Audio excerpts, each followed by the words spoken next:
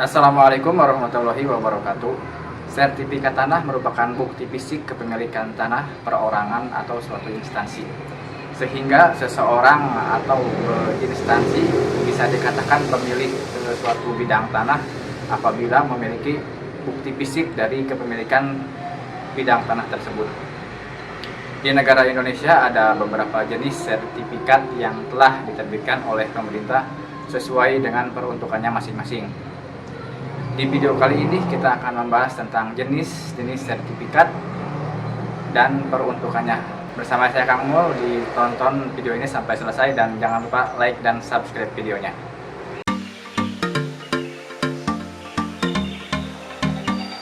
Sertifikat tanah tidak hanya diperuntukkan untuk bukti kepemilikan perorangan saja, melainkan bisa juga dimiliki oleh suatu badan usaha dan suatu instansi lainnya.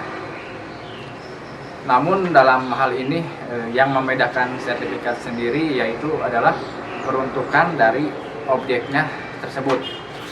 Setidaknya ada 5 jenis sertifikat yang ada di Indonesia yang masih dipergunakan sampai sekarang. Yang pertama itu SHM atau sertifikat hak milik. Sertifikat hak milik atau SHM adalah sebuah dokumen yang menunjukkan bukti kepemilikan sah dan valid atas bidang tanah. Sertifikat tanah ini memiliki kedudukan yang paling kuat di antara sertifikat yang lainnya. Pada pasal 20 ayat 1 Undang-Undang Nomor 5 Tahun 1960 tentang Peraturan Dasar Pokok-Pokok Agraria telah tercantum bahwa hak milik adalah hak turun-temurun terkuat. Kepemilikan SHM memiliki hak secara penuh untuk mengelola ataupun memanfaatkan tanah tersebut apabila dalam pembuatan sertifikat tersebut sesuai dengan peraturan yang berlaku. SHM ini tidak memiliki jangka waktu melainkan seumur hidup, bahkan bisa diturunkan ke ahli waris selanjutnya. Yang kedua, sertifikat hak pakai. Sertifikat hak pakai ini digunakan untuk menunjukkan hak atas penggunaan lahan milik negara. Namun bukan hanya milik negara saja, ada juga yang milik pihak lain kepada pihak kedua melalui sebuah perjanjian. Sertifikat hak pakai ini sebenarnya hampir mirip dengan sertifikat sewa menyewa. Namun pada kenyataannya kedua kategori tersebut berbeda. Jenis sertifikat tanah yang satu ini memiliki jangka waktu penggunaan tertentu. Selain itu, tidak diperbolehkan menggunakan syarat-syarat yang memiliki unsur pemerasan di dalamnya. Yang ketiga itu SHGU atau sertifikat hak guna usaha. Hak guna usaha merupakan sebuah sertifikat yang diberikan oleh pemerintah kepada seseorang, baik individu maupun badan usaha untuk mengelola lahan dengan tujuan tertentu. Misalnya saja untuk usaha peternakan, perikanan, perkebunan, dan lain-lain.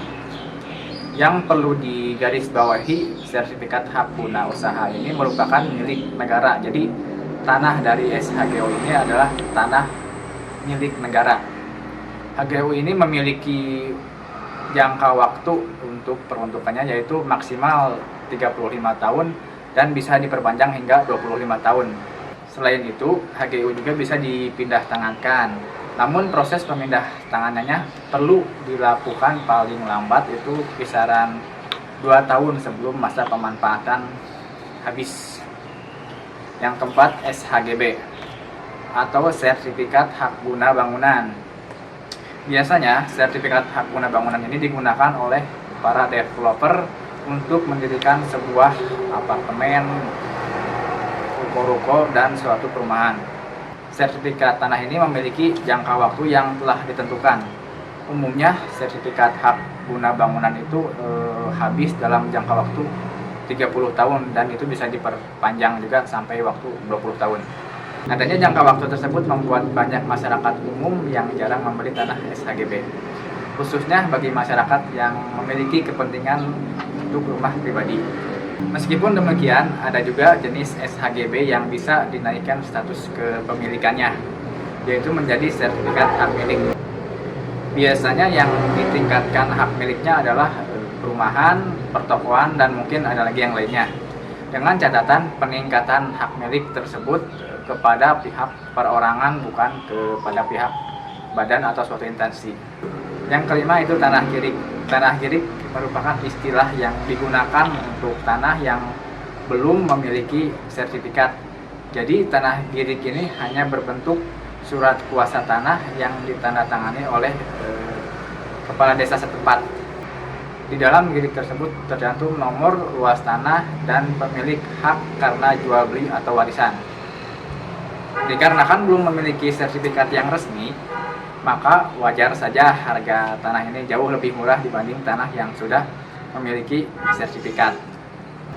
Namun tidak perlu khawatir, tanah girik juga bisa diubah menjadi tanah sertifikat dengan cara mendaftarkannya ke kantor pertanahan setempat. Demikian adalah macam-macam sertifikat tanah yang ada di Indonesia. Silakan apabila ada pertanyaan tinggalkan di kolom komentar. Wassalamualaikum warahmatullahi wabarakatuh. Salam.